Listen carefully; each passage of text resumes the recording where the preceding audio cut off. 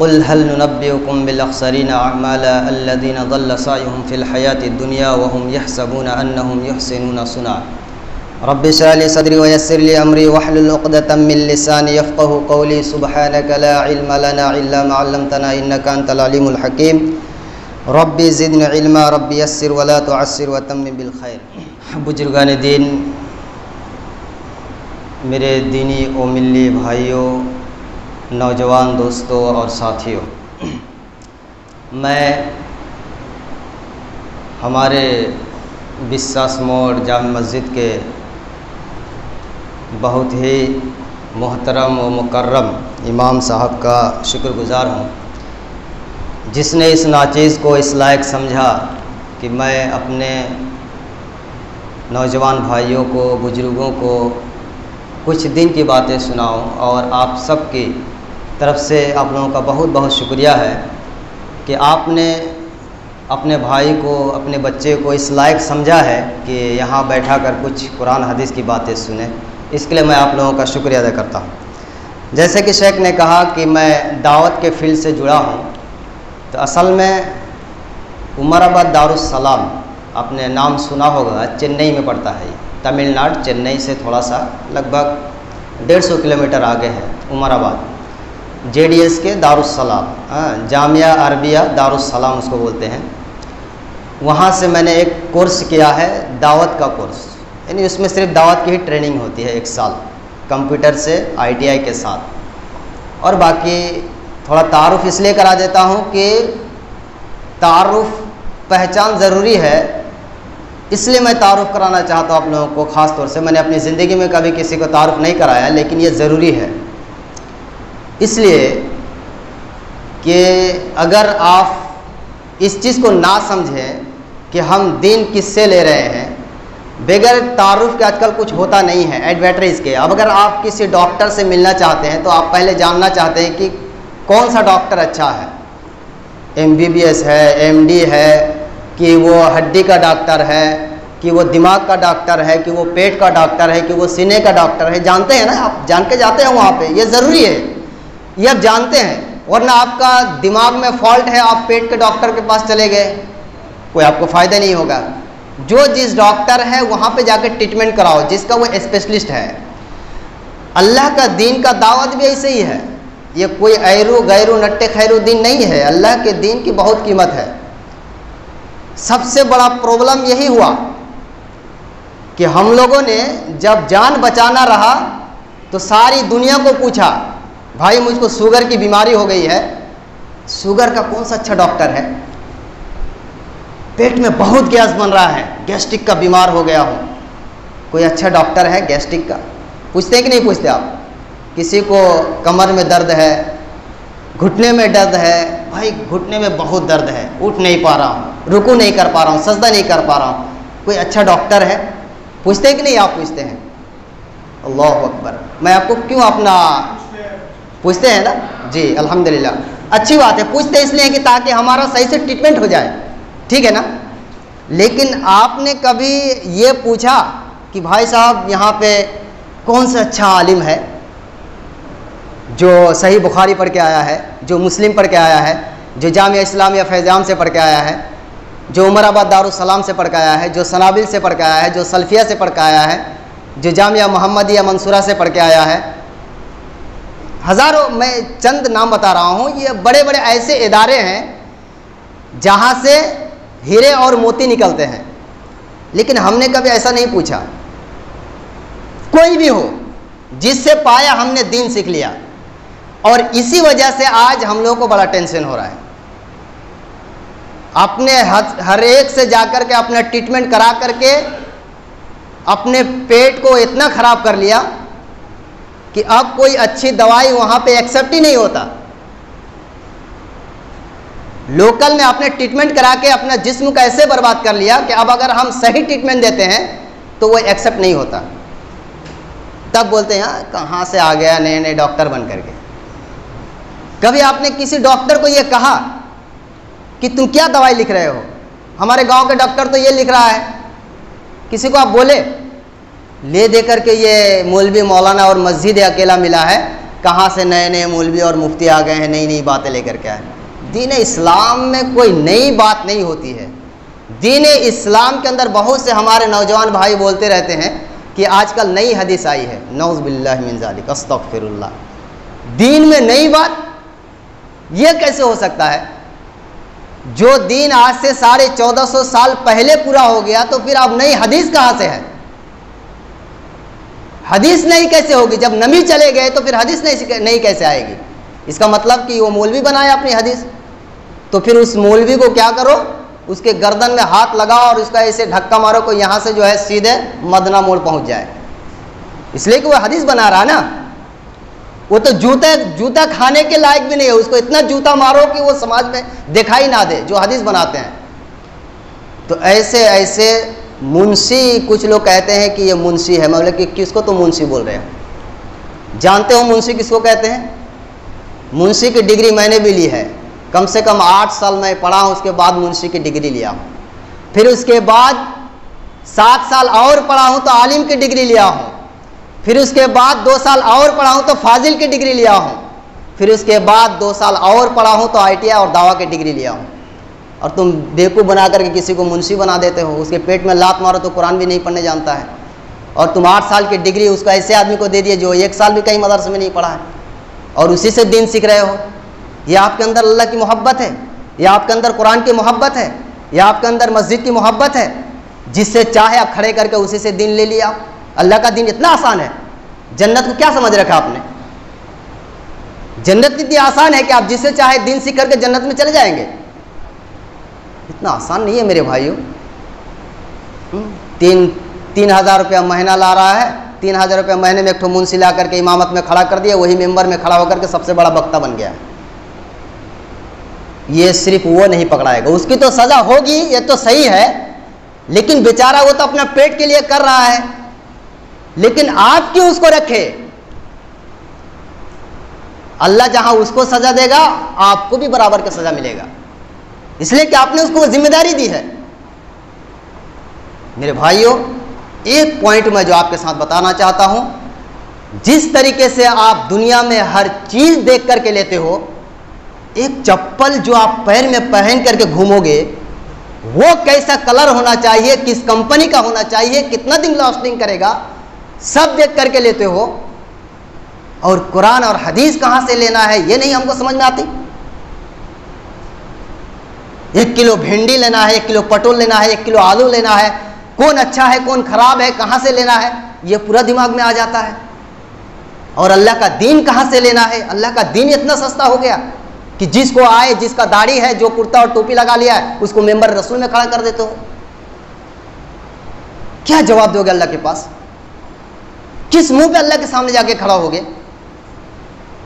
جس کو یہ بھی نہیں معلوم ہے کہ قرآن کس کو کہتے ہیں، جس کو یہ بھی نہیں معلوم ہے کہ حدیث کس کو کہتے ہیں، جس کو یہ بھی نہیں کہ سنت رسول کس کو کہتے ہیں. ارے اس کو یہ بھی تو نہیں معلوم ہے. میں نے جب اس کو کیا کیا بات بتاؤ میرے بھائیوں.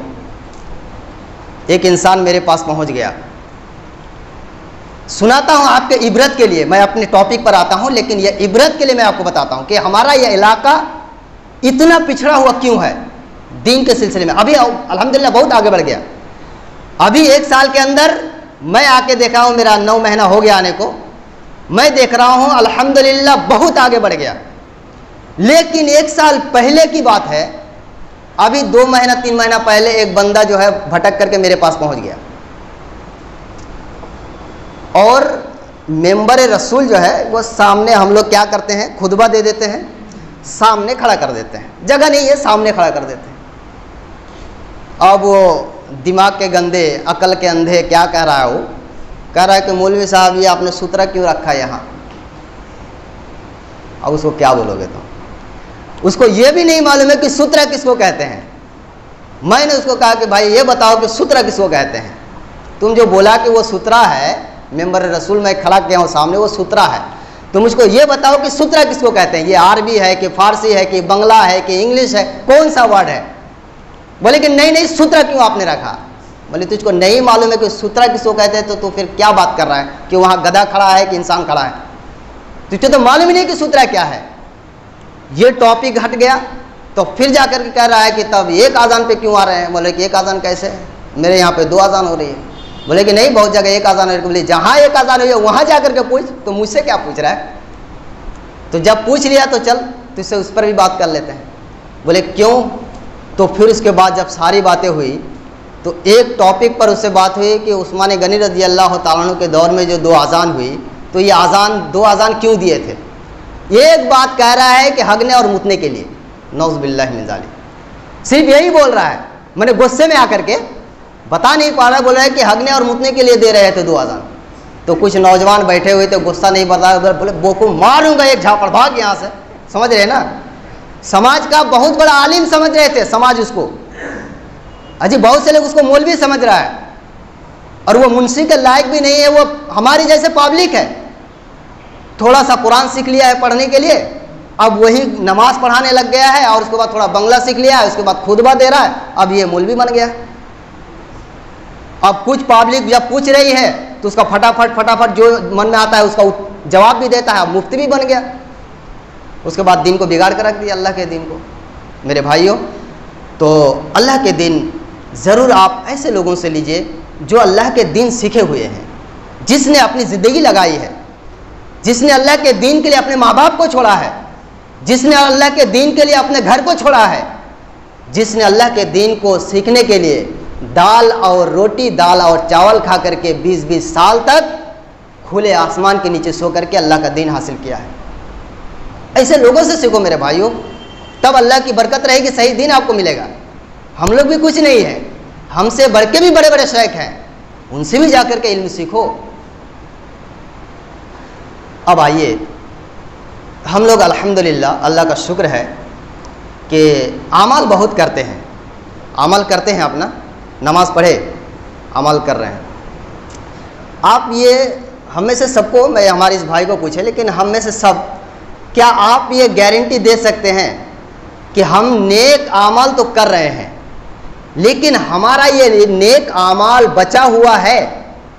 ہمارا یہ نیک اعمال جو ہے، ہم نماز پڑھ رہے ہیں، روزہ رکھ رہے ہیں، ماشاءاللہ داڑھی رکھے ہیں، دعا کرتے ہیں، سب کچھ ہم لوگ کرتے ہیں، تو یہ نیک اعمال جو نیکی ہے، یہ نیکی ہمارا بچا ہوا ہے کہ ختم ہو گیا ہے؟ یہ کوئی گارنٹی دے سکتا ہے؟ جی، بہت ایسے اعمال ہیں جو نیکی کو ختم کر دیتا ہے کہ نہیں ہے؟ جیسے مان لیجئے، تو نیکی کو بچانا ضروری ہے کہ نہیں ہے؟ ضروری ہے نا۔ اگر نیکی کریں اور نیکی بچ کے نہ رہے تو پھر نیکی کرنے سے کوئی فائدہ نہیں ہے۔ اگزامپل یہ بتاؤ، مان لیجئے میں مہینے میں کتنا انکم کرتا ہوں؟ 50,000 روپیہ۔ ذرا سنیے گا اس کو، یہ بہت ضروری ہے۔ میں انکم کرتا ہوں کتنا؟ 50,000 روپیہ، اور میں خرچ کرتا ہوں کتنا؟ 60,000 روپیہ۔ تو میرا 50,000 بچے گا؟ بولو، 10,000 روپیہ اور میرا کیا ہو جائے گا؟ قرضہ بن جائے گا، ادھار ہو جائے گا۔ سمجھ رہے ہیں نا؟ اسی طریقے سے اگر ہم نیکی کریں گے 100 اور اگر ہم خرچ کر دیں گے 150 تو 50 کہاں سے لائیں گے؟ 100 ہی تو نیکی کیے ہم۔ سمجھ رہے ہیں؟ تو اسی طریقے سے اگر ہم انکم کرتے ہیں 50 اور اگر ہم خرچ کریں گے 30 تو ہمارا 20 بچے گا۔ سمجھ رہے ہیں نا؟ اور نہ ہم نیکی کریں گے 50 اور خرچ کریں گے 60 تو اور ہمارا 10 جو ہے اوپر سے لوٹ پڑ جائے گا۔ ٹھیک؟ تو اسی طرح آج تھوڑا سا دماغ میں رکھیے گا کہ نیکی جہاں کرتے ہیں تو نیکی کو بچانا بھی بہت ضروری ہے، اس پر ہم بہت زیادہ دھیان نہیں دیتے۔ الحمدللہ ہم نیکی کرتے ہیں، دیکھیے کتنی نیکی کا جذبہ ہے کہ ہم یہاں پہ آ کر کے سب بیٹھے ہوئے ہیں۔ آج ٹھنڈی کا دن ہے، بارش ہو رہی ہے ہلکی ہلکی، اتنا دل چاہتا ہے کہ جا کر کے فوراً سو جائیں، سونے میں بہت مزہ آئے گا، لیکن پھر ہم کیوں بیٹھے ہیں؟ اللہ کو راضی کرنے کے لیے، اللہ کے دین کو سیکھنے کے لیے نا۔ تو اچھی بات ہے، تو یہ سب بچ کے رہنا چاہیے۔ اس لیے میں اگزامپل آپ کو بولتا ہوں، یہ ہمارے مسجد میں جو ہے نل لگا ہوا ہے نیچے، اور اوپر کیا ہے؟ ٹینکی ہے۔ اب اگر ٹینکی میں پانی رکھنا ہے تو کیا کرنا ہے؟ ہم کو نل کو بند رکھنا ہے، نیچے جو نل ہے اس کو بند رکھنا ہے۔ اگر آپ اس نل کو کھول دو سب نل کو اور اوپر آپ موٹر سے پانی بھرتے رہو تو ٹینکی میں پانی رہے گا؟ نہیں رہے گا۔ کیوں بولو؟ سب تو نیچے گر جا رہا ہے، تو سب سے پہلے نیچے کو بند کرنا پڑے گا۔ اسی طرح سب سے پہلے ہمارا نیکی جو بچ کے رہے گا وہ سب پہلے بند کرنا پڑے گا، پھر اس کے بعد اس میں نیکی بھرو، نہیں تو سب نیکی نکل کے چلا جائے گا۔ تو پھر نیکی آپ جتنا بھی کرتے رہو۔ اسی کو اللہ رب العالمین نے سورہ الکہف 18 نمبر سورہ، جو ہمارے بھائی پڑھنے جانتے ہیں اس کو دیکھیے گا، 104 اور 103 اور 104 نمبر آیت کے اندر اللہ رب العالمین نے ارشاد فرمایا قل هل ننبئكم بالاخسرین اعمالا الذين ضل سعيهم في الحياة الدنيا وهم يحسبون انهم يحسنون صنعا. قرآن کی آیت ہے. اے نبی آپ کہہ دیجئے کہ کیا میں تم لوگوں کو خبر نہ دے دوں. اللہ تعالیٰ نبی سے کہہ رہا ہے جیسے ابھی ہم خبر دے رہے ہیں آپ کو, کیا میں آپ لوگوں کو نہ بتا دوں ایسا اعمال جو دنیا میں سب سے زیادہ نقصان اٹھانے والے ہیں, ایسا انسان جو دنیا میں بہت زیادہ نقصان میں ہے. کون؟ الذین ضل سعیہم فی الحیات الدنیا, جس کی دنیا کی ساری محنتیں برباد ہو گئی, دنیا کی ساری محنتیں برباد ہو گئی اور وہ سمجھ رہا ہے کہ میں بہت اچھا کر رہا ہوں. یہ انسان سب سے نقصان میں ہے. کیوں؟ اس لیے کہ بیچارہ محنت تو کر رہا ہے لیکن اس کا محنت کوئی کام نہیں دے رہا ہے. سمجھ رہے نا؟ تو یہ سب سے زیادہ نقصان میں ہے. ہم نیک اعمال کر رہے ہیں, نماز پڑھ رہے ہیں, روزہ کر رہے ہیں, حج کر رہے ہیں, زکوٰۃ دے رہے ہیں, دان خیرات کر رہے ہیں, لیکن ہمارا ایک بھی یہ عمل اللہ کے پاس ایکسیپٹ نہیں ہو رہا ہے. تو پھر ہم سب سے زیادہ کیا ہیں؟ نقصان میں ہیں. اور ہمارا ایکسیپٹ کیوں نہیں ہو رہا ہے؟ اس لیے کہ ہم نے دین سیکھا ہے کسی منشی سے, ہم نے دین سیکھا ہے کسی نقلی عالم سے جو جعلی ہے, جو دین نہیں جانتا ہے, نہ اس کو قرآن حدیث معلوم ہے, نہ کچھ ہے, قصہ کہانی سنایا, ہم اسی پر عمل کیے اور پھر اس کے بعد کوئی بھی عمل نہ قرآن کے مطابق ہے نہ حدیث کے مطابق ہے, اپنے آپ ریجیکٹ ہو گیا ہے. تم انڈیا میں رہتے ہو اور نوٹ لا کر کے بنگلہ دیش کا دکھا رہے ہو, ایک گڈی لے آؤ, انڈیا میں چلے گا؟ کیوں چلے گا بھائی؟ ہمارا انڈیا کا تو ہے ہی نہیں. اسی طرح تم نے اعمال کیا ہے, مسجد بھر گیا اعمال سے اور اللہ کے پاس کچھ بھی نہیں ہے. کیوں؟ نہ تو یہ میرے نبی کے مطابق ہے نہ تو قرآن کے مطابق ہے. اللہ کہے گا چل بٹ ہوا منصورہ, ہوا میں اڑا دے گا. اسی طرح سے کوئی کام نہیں ہے, کوئی عمل کا ضرورت نہیں ہے. سب سمجھ رہے کہ نہیں؟ اسی لیے میرے بھائیوں, دنیا میں سب سے نقصان اٹھانے والا وہ انسان ہوگا جس کی دنیا کی ساری عبادت, نماز, روزہ, حج, زکوٰۃ, داڑھی اور یہ ٹوپی اور کرتا اور پائجامہ سب برباد, کچھ اللہ اس کو پسند نہیں کیا اور وہ سمجھ رہا ہے کہ میں بہت اچھا ہی کر رہا ہوں. اس لیے میرے بھائیوں, اچھا کرنے سے پہلے ہمیں وہ اچھا کرنا ہے جس کو کرنے کے لیے اللہ نے کہا ہے اور جس کو کرنے کے لیے میرے نبی نے کہا ہے. سمجھ رہے کہ نہیں؟ اس کے علاوہ آپ جتنے بھی اعمال کر لو, جتنے بھی اعمال کر لو, کوئی کام نہیں آئے گا. اب آئیے ایک چیز جو آپ کے اعمال کو, نیک اعمال کو آپ کے کھا لے گا, برباد کر دے گا, اس میں سے کیا ہے؟ نمبر 1 شرک. نمبر 1 شرک. یاد رکھ رہے ہیں نا؟ شرک مطلب اللہ کے ساتھ کسی اور کو شریک کرنا. جس چیز کا مالک اللہ ہے اس میں آپ اگر کسی اور کو شامل کر لیں, پھر اس کے بعد آپ یہ 5 وقت کی نماز, آپ تہجد پڑھتے ہو, رات میں تہجد پڑھتے ہو؟ نہیں پڑھتے نا؟ کوئی بات نہیں ہے, آپ 5 وقت کی نماز پڑھتے ہیں نا, آپ کے لیے جنت میں جانے کے لیے یہی کافی ہے. جنت میں جانے کے لیے یہی کافی ہے. لیکن اگر آپ رات بھر تہجد پڑھتے ہیں اور دن میں, مہینے میں 30 بار قرآن ختم کرتے ہیں اور اس کے بعد اتنی لمبی لمبی داڑھی اور بڑا سا ٹوپی اور لمبا سا جبہ پہن کر کے اللہ کے پاس گڑ گڑا رہے ہیں, لیکن آپ نے اگر اللہ کے ساتھ کسی کو شریک کر لیا ہے تو پھر اس کے بعد اللہ کی نظر میں وہ 0% بھی نہیں ہے, کچھ کام نہیں آئے گا, کچھ کام نہیں آئے گا آپ کا. تو 1 نمبر اگر آپ عمل کر رہے ہیں اور عمل کے ساتھ اللہ کے ساتھ کسی کو شریک کر لیے, شرک کر لیے, تو آپ کا عمل سارا کا سارا برباد ہو جائے گا. اللہ سبحانہ و تعالیٰ نے اپنے کلام پاک کے اندر سورہ انعام آیت نمبر 88 کے اندر ارشاد فرمایا لو اشرکوا لحبط عنہم ما كانوا يعملون, کہ اگر وہ لوگ, یعنی مومن ہی کی بات یہاں ہو رہی ہے, جو لوگ بے ایمان ہیں, جو نماز نہیں پڑھتے, اس کی بات چھوڑو, جو نمازی ہے, جو مومن ہے, جو ہدایت یافتہ ہے, ایسے لوگ بھی اگر اللہ کے ساتھ کسی کو شریک کرے لحبط عنہم, تو اس کے جتنے بھی اعمال ہیں اللہ رب العالمین سب کو کیا کر دے گا؟ برباد کر دے گا میرے بھائی. اس لیے جہاں ہمیں اللہ کی عبادت کرنا ہے وہیں پر اس نیکی کو بچانے کے لیے ہمیں شرک سے بچ کے رہنا ہے. ٹھیک ہے نا؟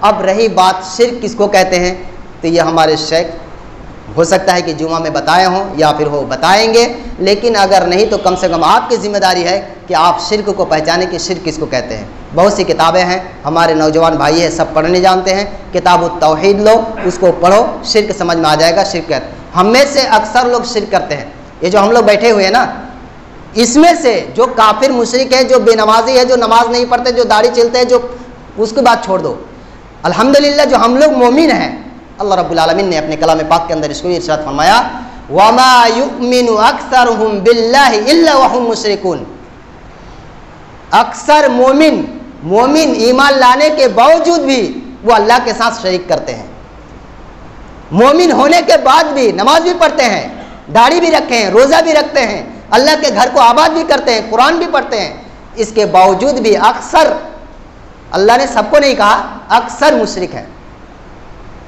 اب سمجھ لیے کہ شرک کتنا خطرناک ہے۔ اب ہم کیسے کیسے شرک کر لیتے ہیں، یہاں میرے پاس وقت نہیں ہے، وہ ٹاپک بھی نہیں ہے، تو ہمیں غور سے دیکھنا ہے کہ کوئی ہم شرک تو نہیں کر رہے ہیں۔ اللہ نے جو یہ کہہ دیا کہ مومن ہونے کے بعد بھی اکثر لوگ مشرک ہیں، تو ہم کیسے مشرک ہو گئے، کیسے ہم شرک کر لیتے، کدھر سے ہماری شرک ہو رہی ہے، یہ دیکھنے کی ضرورت ہے میرے بھائیو۔ اسی طریقے سے دوسرا اعمال شرک نمبر 2 ریا اور نمود۔ ریا کا مطلب کیا ہے؟ کوئی بھی عمل جو ہے آپ لوگوں کو دکھلاوے کے لیے کریں، اس کو کہتے ہیں ریاکاری۔ اگر آپ عمل کر رہے ہیں اور ساتھ میں ساتھ ریاکاری کر رہے ہیں تو پھر آپ کا وہ نیک عمل جو ہے بیکار ہو جائے گا، کوئی کام نہیں آئے گا۔ یہ اس طرح کہ ہم لوگ سبتے میں مجلس کر رہے ہیں نا، اور اس کی کتنی فضیلت ہے میں آپ کو کیا بتاؤں، لیکن اگر اس طرح کہ آپ ڈیلی بھی اگر مجلس کر لو اور ڈیلی بھی قرآن بات سنو، لیکن اگر آپ کے اندر ریاکاری ہو گئی تو پھر سب بیکار ہے، کوئی نیک عمل نہیں رہے گا، آپ کو کوئی نیک عمل نہیں ٹکے گا۔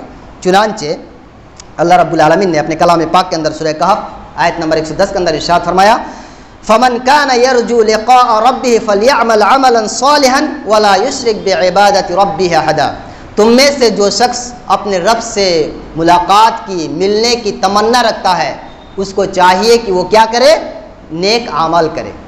اس کو کیا کرنا چاہیے؟ نیک اعمال کرنا چاہیے۔ معلوم ہو گیا کہ اگر اپنے رب سے ملنا ہے تو ہمیں کیا کرنا پڑے گا؟ نیک اعمال کرنا پڑے گا۔ الحمدللہ ہم لوگ نیک اعمال کر رہے ہیں اپنے رب سے، اس کا مطلب ہم ملیں گے۔ ہمارا رب ہی کہہ رہا ہے نا کہ اگر تم مجھ سے ملنا چاہتے ہو، فیس ٹو فیس مجھے دیکھنا چاہتے ہو، تو تمہیں کیا کرنا پڑے گا؟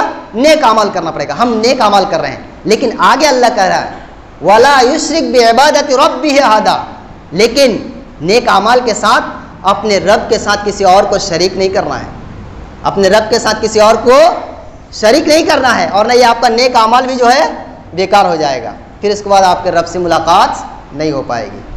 اب دیکھو، جو نیک اعمال کرے اور پھر اپنے رب کے ساتھ شرک کر لے تو اس کو بھی اپنے رب کی دیدار نہیں ہوگا، اور جو بدبخت بد نصیب رب کی عبادت ہی نہیں کرتا، نیک اعمال ہی نہیں کرتا، تو ہم اس کی بات کیا کریں جس کی بات اللہ نے نہیں کیا، جس بے نمازی کی بات اللہ نے نہیں کیا، ہم اس کی بات کیا کریں؟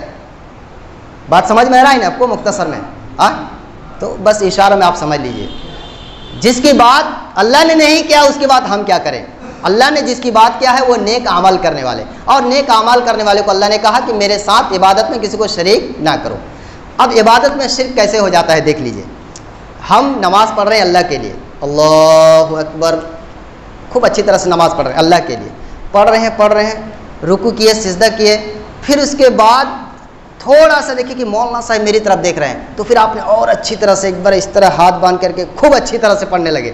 پہلے ایک آپ اس طرح سادھارن طریقے سے پڑھ رہے تھے، اللہ کو اپنے رب کو راضی کرنے کے لیے آپ پڑھ رہے تھے، اب مولوی صاحب جب تاک لیے تو خوب اچھی طرح اس طرح کھڑے ہو گئے خوب دیکھنے کے لیے، یا کوئی بھی تاکا، یہ ہو گیا آپ کا ریاکاری، یہ ہو گیا شرک، اس کو کہتے ہیں شرک اصغر، یہ ہو گیا شرک۔ اور ہم ایک نمونہ میں نے دیا آپ کو، اس طریقے سے بہت سی چیزیں غلطی کر کے ہم اللہ کے ساتھ شرک کر دیتے ہیں، سمجھ رہے ہیں نا؟ اسی کو شرک کہتے ہیں۔ ایک حدیث کے اندر اللہ کے نبی صلی اللہ علیہ وسلم نے فرمایا اخوف ما اخاف علیکم الشرک الاصغر، میں تم لوگوں پر سب سے زیادہ جس سے مجھ کو ڈر لگتی ہے وہ ہے شرک اصغر۔ شرک اکبر تو تم بچ جاؤ گے، کسی دیوی دیوتا کے سامنے پوجا کرنا، اس کے سامنے منت مانگنا، اس کو چادر چڑھانا، قبر میں جا کر کے چادر چڑھانا، قبر میں جا کر کے دعا کرنا، قبر میں جا کے سجدہ کرنا، اس سے تو تم لوگ بچ جاؤ گے، تم لوگ جانتے ہیں سب شرک ہے۔ لیکن میں سب سے زیادہ جو ڈرتا ہوں وہ ہے شرک اصغر۔ تو صحابہ نے پوچھا اللہ کے نبی شرک اصغر کیا ہے؟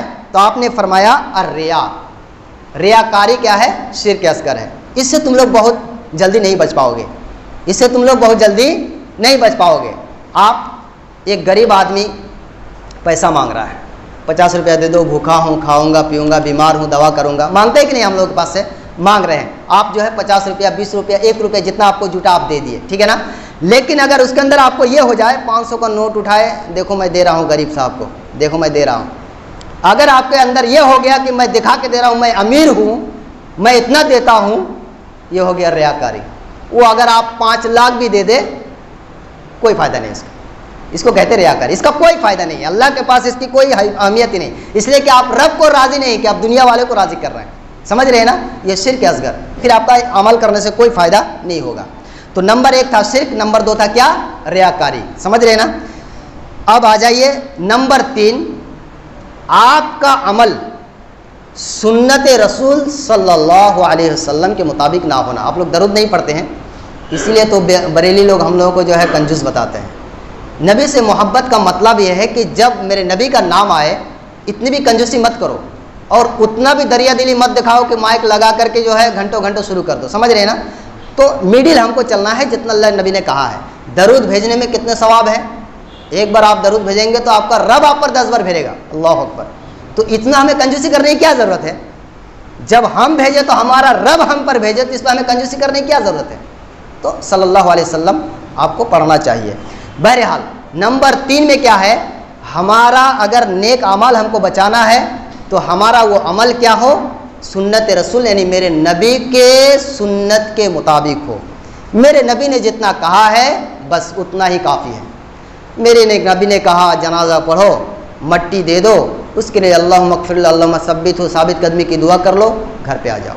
پھر اس کے بعد قبر میں کھڑے ہو کر کے گھنٹوں گھنٹوں مولوی صاحب کو لے کر کے دعا کرو، چاہے فاتحہ کرو، چاہے قرآن ختم کرو۔ اگر تمہارا عمل ٹھیک نہیں ہے تو یہ پورے دریا پور والے یا لیچو تلا والے ورنگا والے کی بات نہیں کر رہا ہوں، اگر ساری دنیا کے مومن اور مسلمان آ کر بھی تمہاری قبر میں اگر نماز پڑھے، دعا کرے، تبھی تم کو جنت نہیں ملنے والی، نہیں ملنے والی۔ بتاؤ مجھ کو کہیں دکھا دو، دکھائے کوئی مولوی مفتی مجھ کو یہ چیز کہ اگر کسی قبر میں جا کر کے دعا کرنے سے اس کو جنت مل جائے گی۔ اللہ کی قسم میں 24 گھنٹے اس کی قبر میں جا کے دعا کروں گا، 24 گھنٹے اس کی قبر میں جا کر کے دعا کروں گا میں۔ اگر میری دعا کرنے سے، کسی مولوی کی دعا کرنے سے، یا ہم لوگوں کی دعا کرنے سے اگر کسی کو جہنم بچ جائے اور جنت میں چلے جائے تو ہم لوگوں کے لیے کیا پریشانی ہے کہ نہیں ہے؟ لیکن میرے بھائیو ایک چیز یاد رکھو، اگر آپ کا عمل آپ کا ساتھ نہیں دیا تو پھر یہ دنیا والے کیا کریں گے؟ دنیا والے کیا کریں گے؟ سنت رسول ہے، جنازہ پڑھنا ہے، لیکن جنازہ تم کو جنت میں لے جائے گا اس کی دلیل نہیں ہے۔ اگر آپ کا عمل ٹھیک ہے، اگر آپ کی توحید ٹھیک ہے، اگر آپ کا عقیدہ ٹھیک ہے، اگر آپ نے عمل ویسا کیا ہے جیسے عرش والے نے کہا ہے، اگر آپ نے عمل ویسا کیا ہے جیسے میرے نبی محمد رسول اللہ صلی اللہ علیہ وسلم نے کیا ہے، پھر اس کے بعد آپ دریا میں ڈوب کر کے مر جائیں، یا پھر آپ کو کسی جانور کھا جائے، یا پھر آگ میں جل کر کے آپ مر جائیں، کسی بھی حال میں اگر مریں، اگر آپ کا عقیدہ ٹھیک ہے تو پھر آپ کے لیے جنت وہیں پہ کنفرم ہے، آپ کی جنازہ پڑھی جائے چاہے نہ پڑھی جائے۔ بات سمجھ میں آ رہی نا؟ تو آپ کا عمل جو ہے سنت رسول کے مطابق ہو۔ اسی لیے ہم لوگ کہتے ہیں کہ یہ مولانا کیا، اس کو بدعت کہتے ہیں، اس کو بدعت کہتے ہیں، اس کو بدعت کہتے ہیں، سبھی خالی بدعت کر رہے ہیں۔ بدعت نہیں میرے بھائیوں، بدعت اس لیے کہہ رہا ہوں کہ اس کے بعد آپ جو بھی عمل کرو گے وہ آپ کا اصل بھی نہیں بچے گا، مسئلہ یہ ہے، سمجھ رہے ہیں نا؟ اس لیے ہم کہتے ہیں کہ ایسا مت کرو، جس کو میرے رب نے نہیں کہا، جس کو میرے نبی نے نہیں کیا، اس کو چھوڑ دو، اس لیے کہ آپ کو نیکی کے بجائے گناہ ملے گا، اور جو نیکی بچا ہے وہ بھی چلا جائے گا، اس لیے ہم آپ کو بچانا چاہتے ہیں۔ تو ہمیں اپنا عمل کیا کرنا چاہیے؟ سنت رسول کے مطابق ہونا چاہیے۔ میرے نبی نے جتنا کیا کر کے دکھایا وہ پورے احادیث رسول کے اندر پورا موجود ہے، پورا موجود ہے، کچھ بھی نہیں چھوڑا ہے۔ اللہ کے نبی نے کھایا، کھانے کے بعد کون سی انگلی چاٹا یہ بھی بتا دیا گیا ہے۔ اللہ کے نبی سوئے، کس کروٹ سوئے وہ بھی بتا دیا۔ میرے نبی نے غسل کیا، کتنے پانی میں غسل کیا وہ بھی بتا دیا۔ کتنا لوگے تم؟ ساری چیزیں موجود ہے، کیا اتنا کافی نہیں ہے؟ ہماری زندگی کے لیے اتنی کافی نہیں ہے، جنت میں جانے کے لیے کافی ہے، بہت ہے اتنا میرے بھائیوں۔ اس لیے ہمیں سنت رسول کے مطابق چلنا چاہیے۔ اللہ رب العالمین نے سورہ محمد آیت نمبر 33 کے اندر ارشاد فرمایا، اعوذ باللہ من الشیطان الرجیم، یا ایھا الذین آمنوا اطیعوا اللہ واطیعوا الرسول ولا تبطلوا اعمالکم، اے وہ لوگو جو ایمان لائے ہو، جو اللہ پر ایمان لائے ہو، تم لوگ اللہ اور اس کے رسول کی اطاعت کرو۔ کس کی کرو؟ اللہ اور اس کے رسول کی اطاعت کرو، یعنی اللہ اور اس کے رسول نے جتنا کرنے کے لیے کہا ہے بس اتنا ہی کرو۔ اللہ نے جتنا کرنے کے لیے کہا اتنا ہی کرو، تمہارے نبی نے جتنا عمل کیا بس یکفیک اتنا ہی کافی ہے۔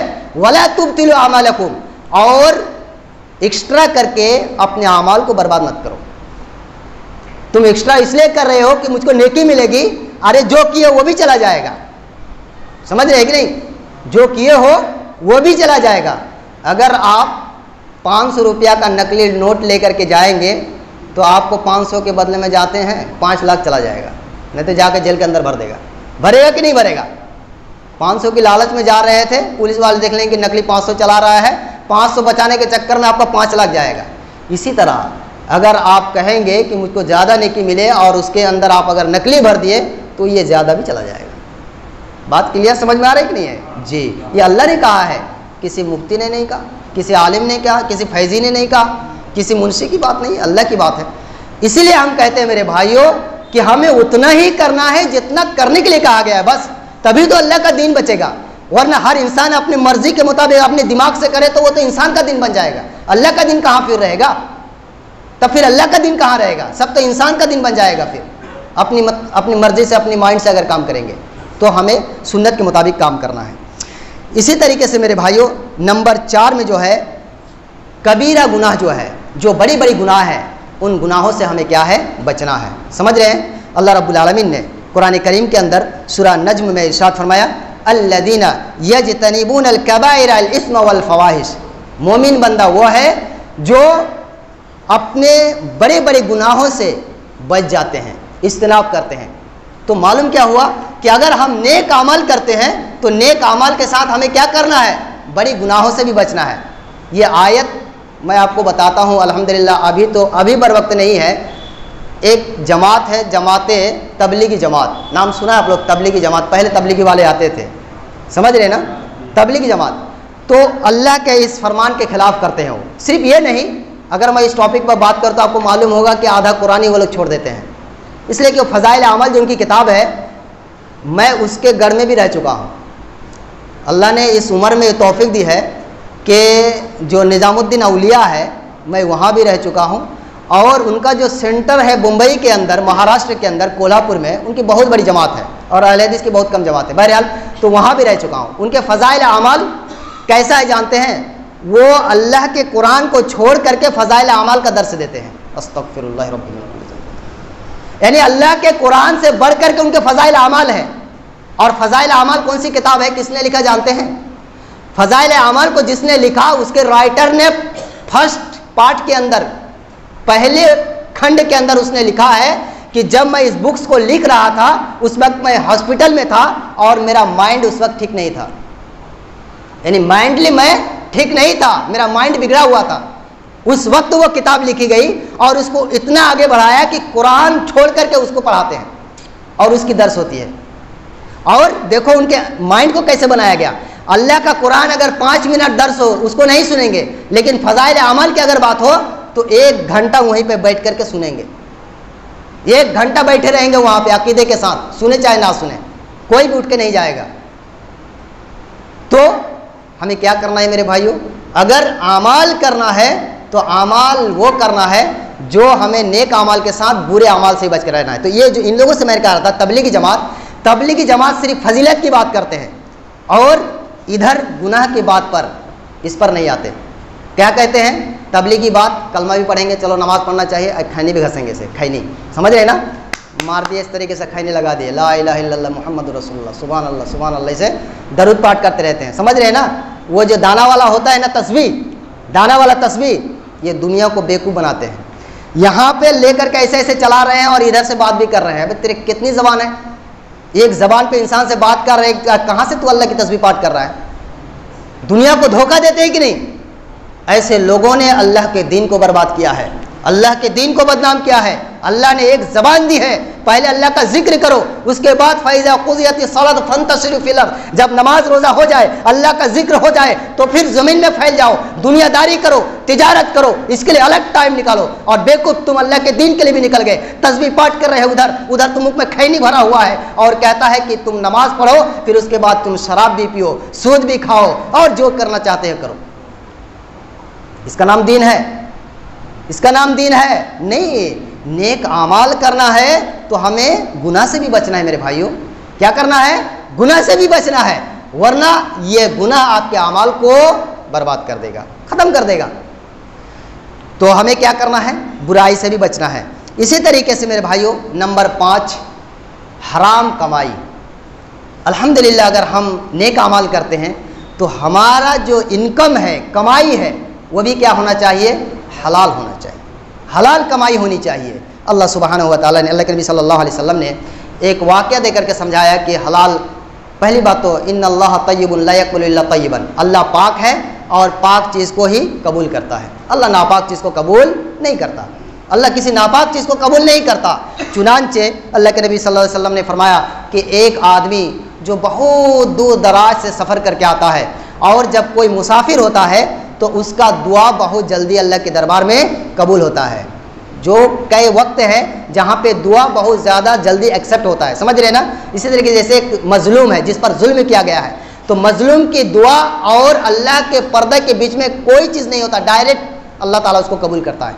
تو ایک مسافر آدمی، اللہ کے نبی نے کہا کہ ایک مسافر آدمی دور دراز سفر کر کے کعبہ پہنچتا ہے، اور کعبہ میں جا کر کے جو کعبہ کا غلاف ہے، کپڑا ہے، اس کو پکڑ کے کہتا ہے یا ربی یا ربی، اے میرے رب، اے میرے پروردگار عالم، مجھ پر مودی ظلم کر رہا ہے، NRC لانے والا ہے، اور ادھر حکومت خراب آ گئی ہے، اور مجھ کو بیماری ہو گئی ہے، شوگر ہو گئی ہے، ہائی پریشر ہو گیا ہے، اور میرے پیٹ میں گیس بن رہا ہے، دماغ کام نہیں کر رہا ہے، تو اسی طریقے سے بہت پریشان ہوں، میں بہت پریشان ہوں، اللہ تعالیٰ اس مودی سرکار کو بھگا دے، NRC لاگو نہ ہو جائے نہیں تو بنگلہ دیش چلے، اس طرح بہت دعا کر رہا ہے۔ تو پھر اللہ رب العالمین تب وہاں کہہ رہا ہے کہ فَإِنِّي، پھر اللہ رب العالمین، نبی صلی اللہ علیہ وسلم فرمایا وَمَطْعَمُهُ حرام وَمَشْرَبُهُ حرام وَمَلْبَسُهُ حرام وَمَأْكُلُهُ حرام وَغُذِّيَ بِالْحَرام۔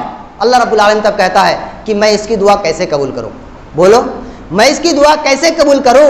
یہ جو کپڑا پہن کے آیا ہے وہ بھی حرام کا ہے، جو یہ کھا کے پی کے آیا ہے وہ بھی حرام کا ہے، اس کے جسم کے اندر جتنے گوشت، بوٹی، ہڈی اور دانت اور ناک اور چول جتنا ہے سب حرام کا پلا بڑا ہوا ہے، اور میں اس کو کیسے قبول کر سکتا ہوں؟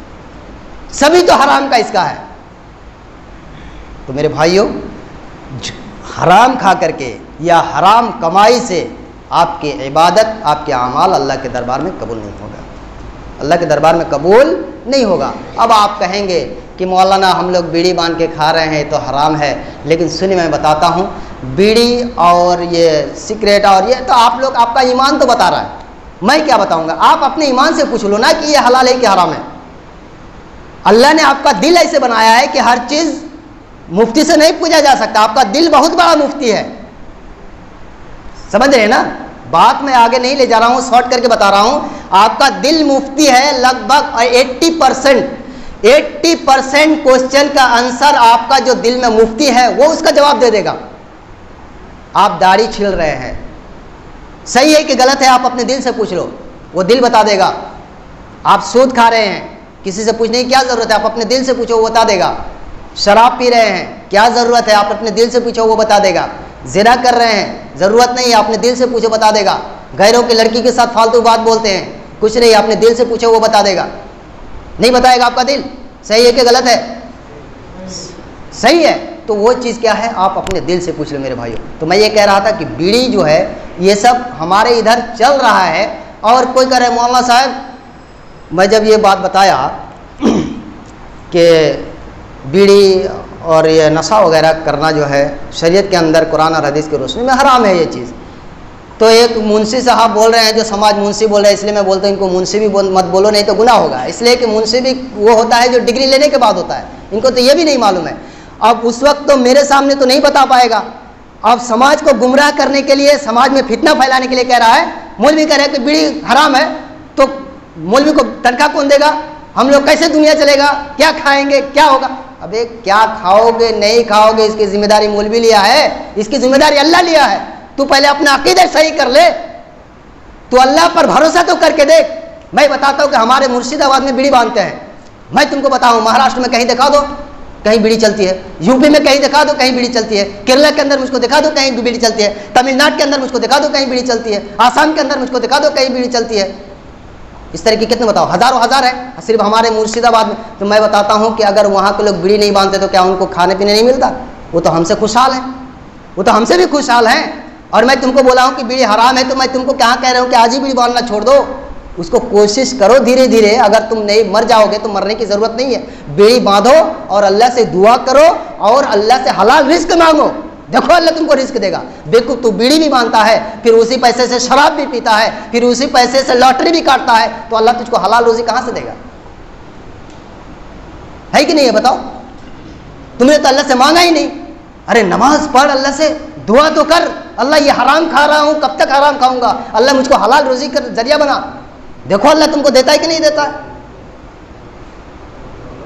تو میرے بھائیوں، سماج کے لوگ گمراہ کرتے ہیں، ایسے لوگوں سے بچ کے رہیں. جو حرام ہے وہ حرام ہے، ساری دنیا کر لے پھر بھی وہ حرام ہے. اور ایک بات یاد رکھنا کہ اللہ نے جو بھی حرام کیا ہے وہ اللہ اپنے لیے نہیں کیا ہے، وہ ہماری بھلائی کے لیے کیا ہے. ہماری بھلائی کے لیے کیا ہے. مجھ کو ایک چیز دکھا دو جس کو اللہ نے کہا ہے کہ اس کو مت کرو اور اس میں اللہ کا لابھ ہو اور انسان کا نقصان ہو. کہیں نہیں ایسا ہے. اللہ نے جو بھی کرنے کے لیے کہا انسان کے لیے، انسان کی بھلا کے لیے ہے، اور اللہ نے جو بھی نہیں کرنے کے لیے کہا وہ انسان ہی کی بھلا کے لیے ہے. اللہ نے کہا شراب مت پیو، کس کا نقصان ہوگا بھائی؟ شراب تو پیے گا پیسہ تیرا جائے گا، شراب تو پیے گا تیرے پیٹ میں کینسر ہوگا تو مرے گا، شراب تو پیے گا تو اپنے ماں باپ کو مارے گا گالی دے گا، تیرا تو نقصان ہے نا. ہمارا کیا نقصان ہونے والا ہے؟ بولو صحیح ہے کہ نہیں ہے؟ میرے بھائیوں، اسی طریقے سے ہمیں کیا ہے، نیک اعمال بھی کرنا ہے تو سب سے پہلے حلال کھانے کی کوشش کرنا ہے. ٹھیک ہے نا؟ حرام سے ہمیں بچنا ہے، تبھی جا کر کے ہمارا نیک اعمال اللہ کے دربار میں قبول ہونے والا ہے. اسی طریقے سے میرے بھائیوں 2 پوائنٹ اور ہے. ایک ہے حسد. حسد مطلب کیا ہوتا ہے جانتے ہیں؟ ہنسا حسد. اللہ رب العالمین نے ایک سورہ ہی نازل کر دیا ہے، قل اعوذ برب الفلق من شر ما خلق ومن شر غاسق اذا وقب ومن شر النفاثات في العقد ومن شر حاسد اذا حسد. یہی حاسد ہے. حسد کہتے ہیں ایک ہوتا ہے تمنا. دیکھیے دونوں میں فرق رکھیے گا. چائے پیجیے بسکٹ کھائیے لیکن ادھر تھوڑا سا دھیان دیجیے گا. ٹھیک ہے نا؟ حسد جو ہے اور ایک تمنا، دونوں میں فرق ہے. دیکھیے یہ ہمارے شیخ ہے، اب اس کو اللہ نے بہت علم دیا ہے. اب میں کہہ رہا ہوں کہ اللہ اس کو پاگل کر دے، اب دریا پور میں ہی سب سے بڑا عالم بن جاؤں گا. سمجھ رہے نا؟ یہ ہو گیا حسد. یہ ہو گیا حسد. اور میں کہوں اللہ اس شیخ کو جس طریقے سے تو نے اچھا عالم بنایا ہے مجھ کو بھی اللہ تو اچھا عالم بنا دے، تو یہ ہوگی تمنا. یہ صحیح ہے، یہ بالکل کر سکتے ہیں. میرے بھائی کا 5 تلہ بلڈنگ، اللہ تو مجھ کو بھی 5 تلہ بلڈنگ دے دے. سمجھ رہے نا؟ میرا بھائی جیسے انکم کر رہا ہے اللہ تعالیٰ مجھ کو بھی حلال انکم کرنے کی توفیق دے. میرا بھائی جیسے پڑھ رہا ہے اللہ تعالیٰ مجھ کو بھی نماز پڑھنے کی توفیق دے. لیکن اگر آپ کہیں کہ میرا بھائی کا 5 تلہ بلڈنگ 1 تلہ ہو جائے اور مجھ کو 5 تلہ دے دے، یہ حسد ہے اور یہ حرام ہے. یہ حسد اتنا خطرناک چیز ہے، اگر آپ ایسی حسد کرو گے تو یہ حسد ایسی خطرناک چیز ہے جو آپ کے جو نیک اعمال ہے اس کو جس طریقے سے آگ میں لکڑی جل کر کے چھائے ہو جاتا ہے، اسی طرح یہ حسد آپ کے نیک اعمال کو جلا کے چھائے کر دے گا. یہ میں نہیں کر رہا ہوں، پیارے نبی صلی اللہ علیہ وسلم کی ایک صحیح حدیث ہے، میں آپ کو سنا دیتا ہوں. ابو داؤد کی حدیث ہے. اللہ کے نبی صلی اللہ علیہ وسلم نے فرمایا ایاکم الحسد فإن الحسد يأكل الحسنات كما يأكل الحطب او قال شق الراوی العشب. راوی کو یہاں پہ ڈاؤٹ ہے، وہ کہتے ہیں کہ اللہ کے نبی صلی اللہ علیہ وسلم نے فرمایا کہ تم لوگ حسد کرنے سے بچو. کیا کرو؟ حسد کرنے سے بچو، اس لیے کہ یہ حسد انسان کے نیک اعمال کو اس طرح کھا جاتا ہے جس طریقے سے آگ سوکھی لکڑی کو جلا کے کھا جاتی ہے.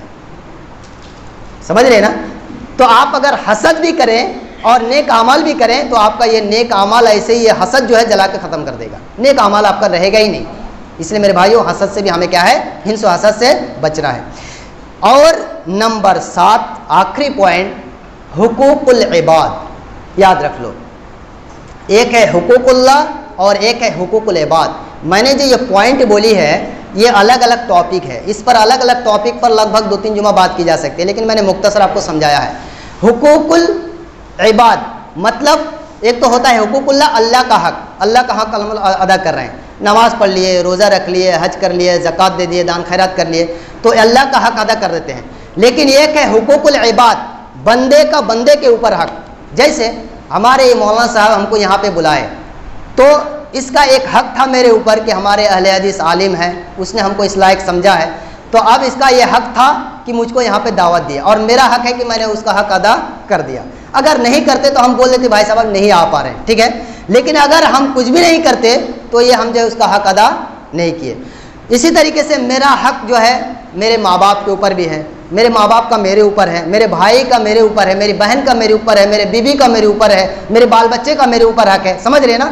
تو آپ اللہ کا حق کتنا بھی ادا کرو، بھلے ہی آپ 5 وقت کے نمازی ہوں، تہجد رات میں اٹھ کے پڑھتے ہوں، لیکن آپ رات میں اٹھ کر کے تہجد پڑھ رہے ہیں اور بیوی بستر پہ کیا ہے انتظار کر رہی ہے، ایک حق ادا کیا، لیکن یہاں پہ جو حق ادا نہیں کیا اس کی وجہ سے آپ کا نیک اعمال کٹا جائے گا۔ سمجھ رہے ہیں بات؟ سمجھ رہے ہیں کہ نہیں؟ کہ اشارے پہ میں آپ کو بول رہا ہوں۔ اب ایک حدیث سن لیتے ہیں صحیح مسلم کی، حدیث نمبر 6569 کے اندر اللہ کے نبی صلی اللہ علیہ وسلم نے فرمایا، حدیث کے راوی ابو ہریرہ رضی اللہ تعالیٰ عنہ کہتے ہیں اتدرون ما المفلس اتدرون ما المفلس قالوا المفلس فینا من لا درہم ولا متاع۔ اللہ کے نبی سوال کرتے ہیں صحابہ سے، اے میرے صحابہ جانتے ہو مفلس کس کو کہتے ہیں؟ تو صحابہ نے کہا کہ اللہ کے نبی جس کے پاس نہ روپیہ پیسہ ہو اور نہ کوئی بہت زیادہ سونا چاندی ہو اسی کو مفلس، ہم لوگ یہی غریب کہتے ہیں نا۔ غریب کس کو کہتے ہیں؟ جس کے پاس بیچارے کے پاس گھر نہ ہو، جس کے پاس 4 ویلر نہ ہو، 2 ویلر نہ ہو، ہاں، جس کے پاس روپیہ پیسہ زیادہ نہ ہو، بینک بیلنس زیادہ نہ ہو۔ تو صحابہ بھی یہی سمجھ رہے تھے، صحابہ نے کہہ دیا کہ اللہ کے نبی جس کے پاس روپیہ پیسہ نہ ہو، سونا چاندی نہ، وہی مفلس ہے۔ تب اللہ کے نبی نے کہا کہ سنو، ان المفلس من امتی اتی یوم القیامہ بالصلاۃ والصیام والزکاۃ، میری امت کا مفلس اور غریب آدمی وہ ہے، سمجھ رہے ہیں؟ میری امت کا مفلس اور غریب آدمی وہ ہے جو بہت زیادہ نماز، روزہ، زکوٰۃ لے کر کے آئے گا قیامت کے دن، سمجھ رہے ہیں نا؟ بہت زیادہ روزہ ہوگا، بہت زیادہ نماز پڑھا ہوگا، نماز پڑھتے پڑھتے یہاں گھٹا پڑ گیا ہے، اتنا نماز پڑھا ہے، رات کو اٹھ کے تہجد پڑھا ہے، ہاں، کبھی نہیں روزہ چھوڑا اور نفل روزہ بھی رکھا ہے، اس طرح بہت نیک عمل کیا ہے، لیکن قد شتم ھذا، اس نے کسی کو گالی دیا ہوگا۔ بات سمجھ رہے ہیں؟ اسی نے کسی کو گالی دیا ہوگا، کسی کے اوپر ظلم کیا ہوگا، کسی کا حق مار کے کھایا ہوگا، کسی کا ایک بدہ زمین لے لیا، سمجھ رہے کہ نہیں؟ کسی کا ایک بدہ زمین لے لیا، کسی کا 500 روپیہ کھا گیا، کس کا 1000 روپیہ کھا گیا، کسی کو اور دھوکہ دے دے کر کے دنیا میں کسی کا بیوی کا حق ادا نہیں کیا، بیٹی کا حق نہیں ادا کیا، بیٹا کا حق نہیں ادا کیا، پھر اس کے بعد کیا ہوگا؟ جو لوگ حق پانے والے ہیں، جس کا 500 روپیہ مار کے کھایا تھا، جس کا ایک بدہ زمین لے کر کے کھایا تھا، جس کا اور حق مار کے کھایا تھا، سارے لوگ کل قیامت کے دن انصاف کا دن ہوگا، اللہ رب العالمین سب کو کیا ہے اس کا حق دلائے گا، سمجھ رہے ہیں نا؟ سارے حق والوں کو اس کا حق، اس کا جتنا نماز تھا، نیکی تھا، سب کو لے گا اور سب کو دے دے کر کے اس کا حق دے دے گا، یہاں تک کہ اس کی نیکیاں کیا ہو جائے گی؟ ختم ہو جائے گی۔ پھر اس کے بعد کیا ہوگا؟ تب ابھی حق ماننے والے اور ہیں، تب اللہ تعالیٰ کیا کرے گا؟ ان حق والوں کی گناہ کو لے کر کے اس کے اوپر ڈال دے گا، حق والے کے گناہ کو لے گا اور اس کے اوپر ڈال دے گا، فطرحت نار، اس کے بعد وہ جہنم کی آگ میں چلا جائے گا۔ اللہ اکبر! یہ حدیث کیا ہے؟ دل کو جھنجھوڑ دینے والی میرے بھائیوں۔ ایک نیک عمل کرنے والا جو بے نمازی ہے، بے دین ہے، اس کی بات چھوڑو، ایک نمازی، ایک متقی، پرہیزگار، زکوٰۃ دینے والا، حج کرنے والا، سب ہے، لیکن اس نے کیا ہے؟ بندے کا حق ادا نہیں کیا ہے، بیوی کا حق نہیں ادا کیا ہوگا، بچے کا حق نہیں ادا کیا ہوگا، ماں باپ کا حق نہیں ادا کیا ہوگا، اپنے پاڑا پڑسوں کے حق ادا نہیں کیا ہوگا، اپنے دوست احباب کا حق نہیں ادا کیا ہوگا، لوگوں کے اوپر ظلم کیا ہوگا، اس کی وجہ سے اس کے سارے نیک اعمال کیا ہو جائیں گے؟ سب کو دے دیا جائے گا، پھر اس کے بعد یہ بندہ جس نے نیک عمل کیا تھا اس کو جہنم کے اندر ڈال دیا جائے گا۔